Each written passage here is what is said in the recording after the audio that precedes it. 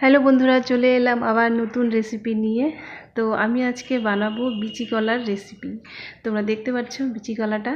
তো বিচি কলাটা অনেকেই খেতে চায় না, কারণ এতে খুব পরিমাণে বিচি থাকে এতে, কিন্তু এটা দিয়ে খুব দারুণ একটা রেসিপি তৈরি হয়।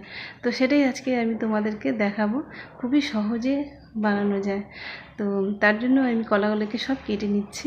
দেখতেই পাচ্ছ সব কলাগুলোকে আমি কেটে নিচ্ছি।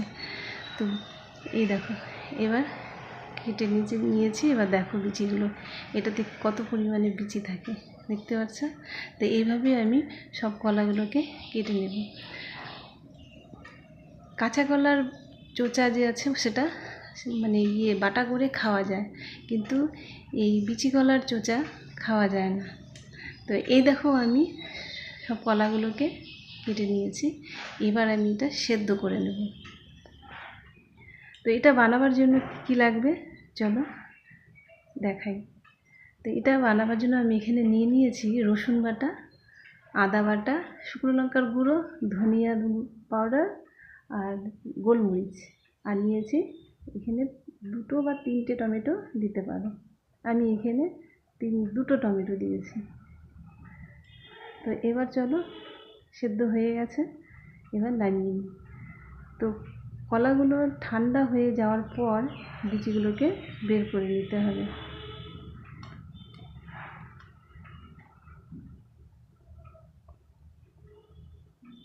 এই দেখো, এইভাবে সব বিচিগুলোকে বের করে নিতে হবে।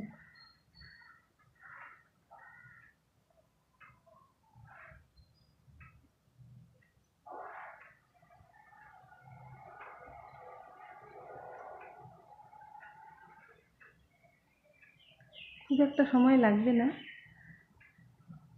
খুব তাড়াতাড়ি হয়ে যাবে।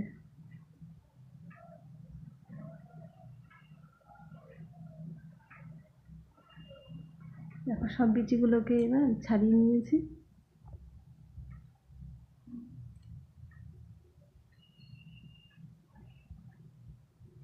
এবার চলো বানাতে যাই। তো আমি তার জন্য এখানে তেল দিয়ে দিচ্ছি। তেলটা গরম হয়ে গেছে, এতে রসুন আদা যা যা নিয়েছিলাম সব ভেজে নেব ভালো করে।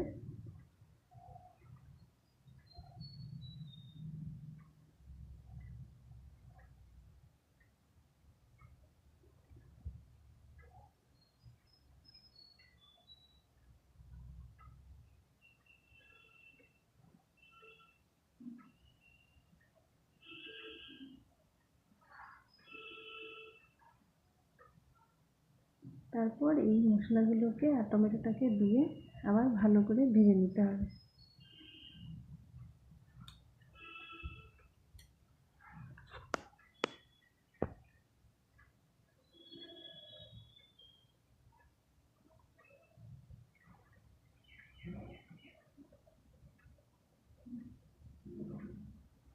দেখো ভাজা হয়ে গেছে, তেল ছেড়ে দিয়েছে।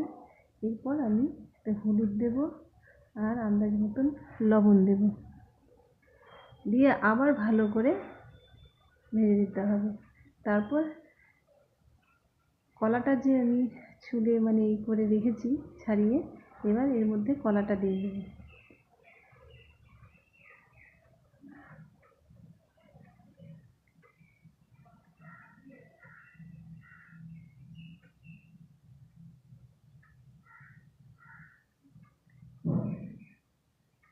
এবার এগুলোকে ভালো করে নাড়তে নাড়তে ম্যাশ করে নেব।